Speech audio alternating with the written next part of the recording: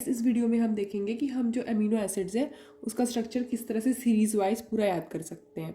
Okay, तो चलिए start करते हैं। हमने इसको वैसे बेसिकली लिखा है, हम बस आर ग्रुप चेंज करेंगे। ओके, तो सबसे पहले जो हम सबसे पहला देखेंगे क्लास, वो हम देखेंगे एलिफैटिक अमीनो एसिड्स का क्लास।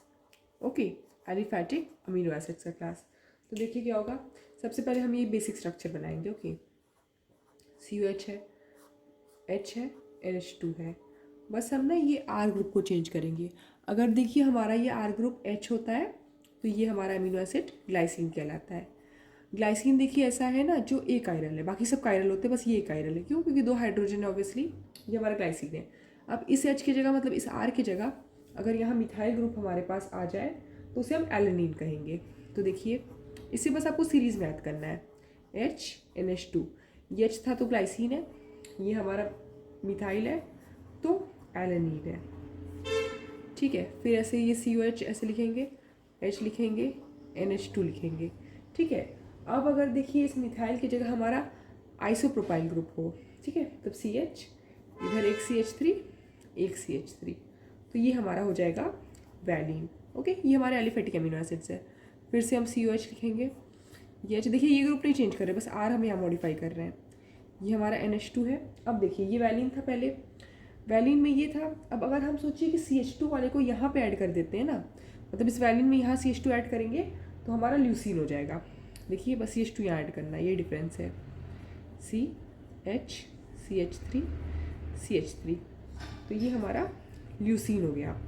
अब आया इसके बाद आइसोल्यूसिन आएगा। ये सब अभी एलिफैटिक ही चल रहा है।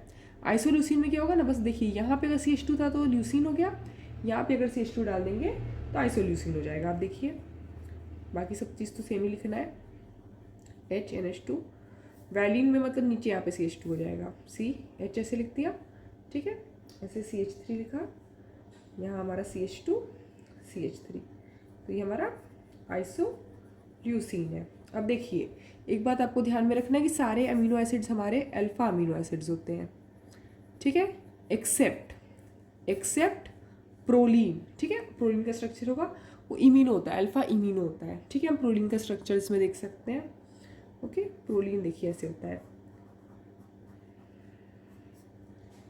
COOH और H, ये हमारा प्रोलीन है। ठीक है, इसके बाद ये हमारे यहाँ तक हो गए एलिफैटिक वाले। अब हम देखेंगे एरोमेटिक अमीनो एसिड्स।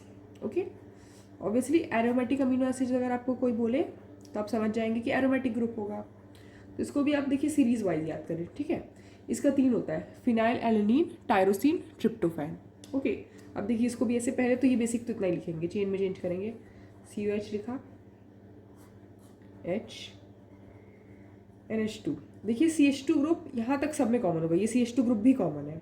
यहाँ पे अगर हम एक रिंग लगा दी है ऐसे बेंजीन रिंग, तो ये हमारा हो गया फिनाइल एलेनिन, फिनाइल एलेनिन। ठीक है, एरोमेटिक। फिर टायरोसिन, ट्रिप्टोफैन। टायरोसिन में बस इसमें एक और OH ग्रुप होगा, मतलब ऑर्थो मेटा पैरा पे OH ग्रुप होगा। बाकी सब लिख लेते हैं पहले, H, NH2, CH2 तक तो तीनों में कॉमन है, टायरोसिन, ट्रिप्टोफैन उसमें भी। बस यहाँ एक बेंजीन रिंग होगा, यहाँ एक OH ग्रुप होगा, तो ये हमारा टायरोसिन है।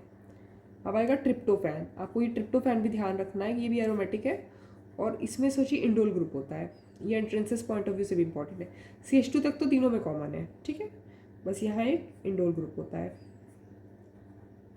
आपने अगर हेट्रोसाइक्लिक पढ़ा होगा मास्टर्स में या बैचलर्स में तो फिर आपको ये पता होगा, वैसे भी पता होगा, इंडोल हम लोग स्कूल लेवल में पढ़ते हैं थोड़ा। ओके, ये है, ये हमारा ये इंडोल ग्रुप है। ठीक है, ये आपको ध्यान में रखना है। पूछा कि इंडोल किस में होता है ना, तो आपको ये याद रखना है कि ये हमारा इंडोल ग्रुप, देखिए CH2 और इंडोल ग्रुप है, तो ये हमारा होता है ट्रिप्टोफैन में, ट्रिप्टोफैन। ठीक है, ये हमारे एरोमेटिक अमीनो एसिड्स हुए। अब देखिए हमारे अल्कोहलिक अमीनो एसिड, अल्कोहलिक से नाम से आपको पता चल रहा है अल्कोहलिक ग्रुप होगा। ओके, अल्कोहल ग्रुप होगा। तो बेसिक वाला लिखते हैं, HNH2। ये तो देखिए हमारा कॉमन था, बस हम R चेंज कर रहे थे।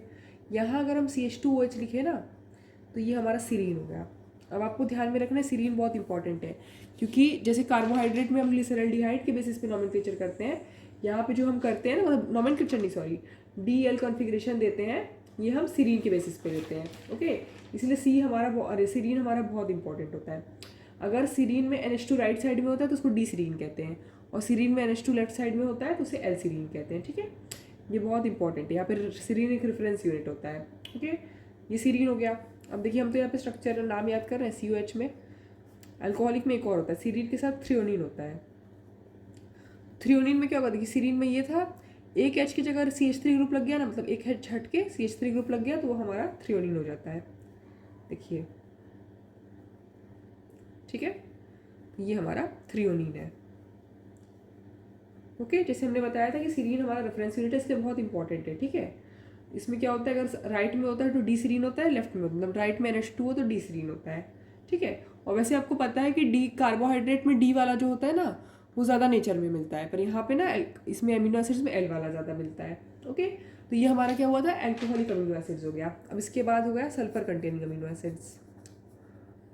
ऑब्वियसली सल्फर कंटेनिंग नाम से आपको क्या समझ में आ रहा है कि जिसमें सल्फर होगा, ठीक है। इसमें दो होता है, सिस्टीन मिथियोनिन। पहले सिस्टीन देखते हैं, पहले तो बेसिक ग्रुप लिखते हैं। ये तो हमारा बेसिक है।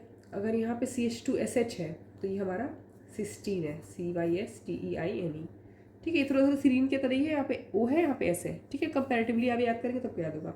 मिथियोनिन थोड़ा सा टिपिकल है, टिपिकल मतलब डिफिकल्ट नहीं, थोड़ा सा अलग है। एंट्रेंस वाले में तो आपको याद समझ में आ जाएगा अगर आप एक बार भी देखे रहेंगे, और थियोरेटिकल एग्जाम्स में आपको याद करना होगा। देखिए यहाँ पे देखिए 2 CH2 होता है, ऑब्वियसली सल्फर तो होगा ही, फिर S और CH3, ये हमारा सल्फर कम कंटेनिंग अमीनो एसिड्स है। अब हमारा एसिडिक अमीनो एसिड्स है, ये इजी है और बहुत इंपॉर्टेंट है, ओके। ऑब्वियसली एस्पार्टिक और ग्लूटामिक, ठीक है, दो है। इसको भी देखिए बेसिक वाला यूनिट तो इसमें भी सेम है, ऑब्वियसली आप समझ गए हैं, बेसिक यूनिट सब जगह ही सेम है।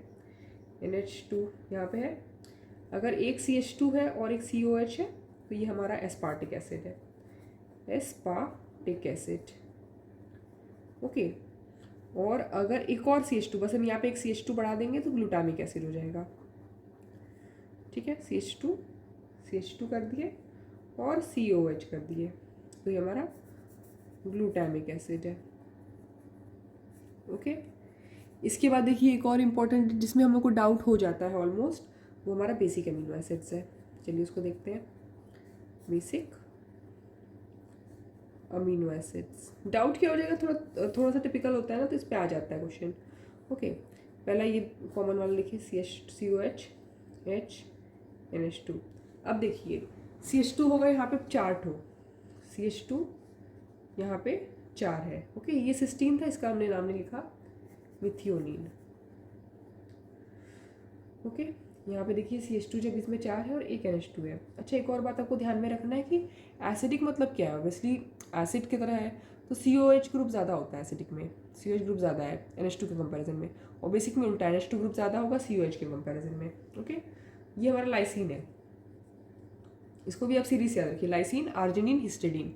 और सबसे ज़्यादा एसिडिक जो हमारा एसिड होता है वो एस्पार्टिक होता है, ओके। क्यों, क्योंकि यहाँ से अगर COH माइनस हो जाएगा ना तो ज़्यादा स्टेबलाइज होगा। यहाँ पे 2 CH2 है ना तो ये अनस्टेबल कर देगा इसके माइनस चार्ज को, तो एस्पार्टिक सबसे ज़्यादा स्टेबल होता है एसिड्स में, और बेसिस में आर्जिनिन, क्योंकि वहाँ पे ग्वानिडीन यूनिट होता है। ये लाइसिन है, ठीक है। अब इसके बाद देखिए एक CH2 हम कम कर देते हैं, CH2 3 कर देते हैं तो हमारा ये हो जाता है ग्वानिडीन, ठीक है। बेसिक स्ट्रक्चर तो सेम है, CH2 3 एक कम कर दिया ना, देखिए 4 से, ठीक है। और ये हमारा ग्वानिडीन यूनिट है। अब ग्वानिडीन बेस भी पढ़ेंगे ना तो इसके से मिलता जुलता होगा, ये इसकी वजह से ना ये बहुत बेसिक होता है, ठीक है। 3 नाइट्रोजन बहुत बेसिक होता है इसकी वजह से, ओके। इसकी ये हमारा हो गया लाइसिन के बाद आर्जिनिन, ओके, आर्जिनिन। इसको बेसिकली ना सीरीज से याद करना है। एक तीसरा है हिस्टिडीन, इसमें CH2 एक होता है सिर्फ, यहाँ 4 है, यहाँ 3 है, यहाँ 1 है, NH2 CH2। और एक ध्यान में रखना है कि यहाँ पे ये इमिडाजोल ग्रुप से जुड़ा होता है, ओके। ये बड़ा इंपॉर्टेंट है, याद रखना, ये ऐसे होता है, ये ऐसे होता है, ये ऐसे होता है। अब एक लास्ट है amide containing amino acid. Obviously ये हमारा एस्पार्टिक और ग्लूटामिक की तरह, तो इसको एस्पार्जिन या ग्लूटामिन बोलते हैं। बेसिक वाला देखिए इसमें भी सेम है, बेसिक वाला आपको देखिए बस लिखना, वो तो सेम ही चीज़ लिखना है, बस आपको आर में चेंज करना हो रहा है।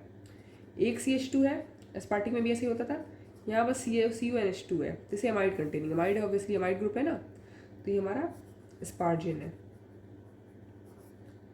इसके अलावा एक ग्लूटामिन है, ऑब्वियसली आप समझ गए कौन CH2 हो गया तो ग्लूटामिन हो जाएगा। H NH2 CH2 CH2 CO NH2, ये ग्लूटामिन। ओके, तो ये सब हमारे अमीनो एसिड्स हो गए।